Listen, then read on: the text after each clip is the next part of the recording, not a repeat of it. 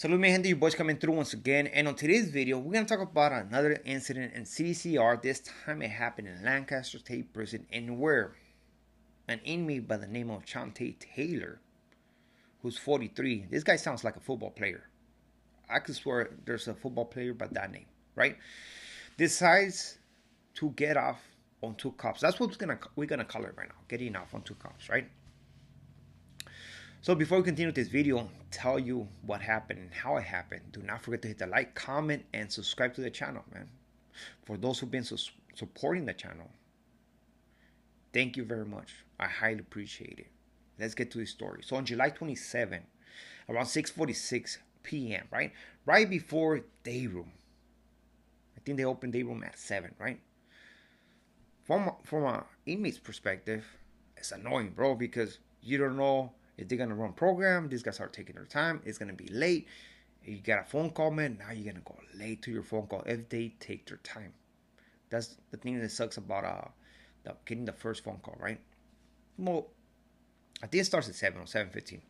Well, they did what they were gonna do, doing their job like they're supposed to, right? And why I say doing their job? Because they, as a CO, you're supposed to search 3 cells per day, and that's for second watch and third watch. This is third watch, and altogether it's supposed to be 6 cells per day. Do they do it?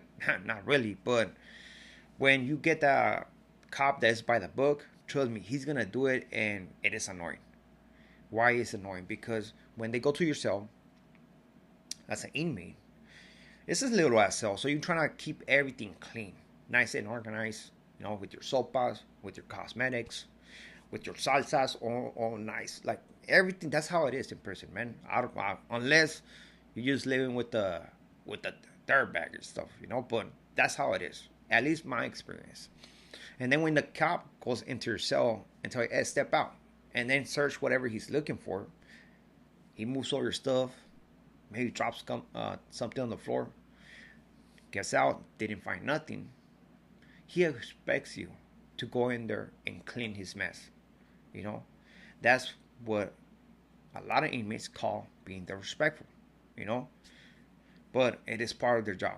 Understandable, I guess. As a taxpayer, for those who pay taxes, you want your money to go to somebody who's actually doing their job than actually somebody who's just sitting down collecting that paycheck, right? Which a lot of people do that, which, I mean, it's their job. It is on them. So these two individuals, these two COs, decide to do a cell search. They went into the cell of inmate Taylor, right? And asked him to step out. You already know everybody is at the window. They want to be nosy what's going on, or they're tripping on the watch. They say, hey, man, I wonder how long they're going to be searching cells. It's going to take away from my phone time or stuff like that. So the guy steps out. The individuals, the two COs goes in. And then this individual decides to get off on him. Start stabbing him with the manufactured weapon, right? Let's not forget, or let me remind you that inmate Taylor, he's a lifer. He's been down since 2009. At least he went to the system in 2009. Sentenced to life with the possibility of parole. But this individual has caught different incidents against COs in prison. In Corcoran, he caught 4 years. And then in Kern Valley, he caught 10 years, right? Battery on peace officer, right? A non-inmate. So he has a prior. Well, he has priors with COs, right? So it was just a matter of time for this to happen. I don't know if there's history behind that, because sometimes people or some COs can be assholes and stuff like that, but it does not justify this action. Let's not forget that COs, at the end of the day, that's their job. And just think about this, their family members, right? What's going through their head? Oh, man, that's your job. You're risking your life. What? To put food on our table. And it's not like, oh, you just quit your job. No, because that's their job, that's their work. That's what's putting food on their tables. And in a way, it's like, I can only understand what the family's going through. I do understand it. This individual is risking his life to give them money, give them whatever they want. or whatever they need. And then to come across individuals like this who are gonna Jake get out and do stuff like this, because this is not justified. Doesn't matter if the CO did whatever, it's not justified. Simple, plain and simple, you know. And it's coming from somebody who has seen the good, the bad, and the ugly in prison. And when I say the ugly, the ugly. Not everybody in prison have seen that. You have to go only to certain spots to witness that. When they crack your door, you're inside the cell by yourself, and then all of a sudden SEALs go in there, and you start hearing like that is the ugly, man. And on top of that, you'll get charged for battery on SEAL. That is the ugly, you know. Let's just not say. Hopefully, you're not a second striker who had like 3 years to the house, because that is the ugly, and it has happened, bro. You know what I mean? But that is CDCR.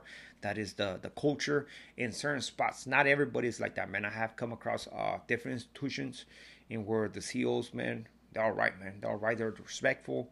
They clown around like a regular individual, man. You know what I mean? Just don't forget, man. It's just a job. Do not take it too serious or to the heart. You know, just do what you had supposed to do. Go in, do your job, go home. Don't get trapped in that mentality of prison, because a lot of people have gone through that, you know. But this individual who have priors, inmate Taylor, who has priors with SEALs, man, decide to do this. After this, of course, they send him to a different institution pending charges. Of course, he's gonna get charges. You know, I mean, it's not like it matters. He's a lifer.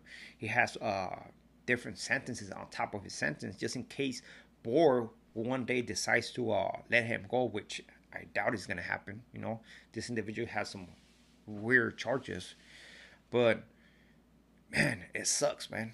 It sucks. The SEALs were taken to the hospital to make sure they're okay. I'm pretty sure that goes to some talkings, and hopefully, to be honest, hopefully this does not change the SEALs. Going through a situation like this, man, is gonna change you. It's gonna change you, man, and hopefully this individual don't change for the bad, because I have seen where a SEAL got stabbed, right? And then they'll go away like for, I don't know, like a month, 2 months, and then they come back just for a little bit, like a test run, right? Just so they can see how he's gonna act, and you can tell that the demeanor of that person changed way different, you know. But I mean, we all humans, we all carry resentments, and it is understandable. It is understandable, you know. It is easy to say don't do this, but when you go through it, try to do it, man, because now at that point it's like you see everybody the same. And I'm talking about a CEO. I'm pretty sure he sees all the inmates the same now. I said, okay, this individual can do this to me, so why even be nice to this individual, you know? But again, prison is not about being nice. Prison is about doing your time and trying to get out of there, you know? At least with the changed mind, man. Not everybody does that, but that's what happens. So this is the story of today. Hopefully you like it. Do not forget to hit the like, comment, and again, stay free, man. Prison is not for everybody, and I do not recommend it. With this being said, we are out. Muchas gracias.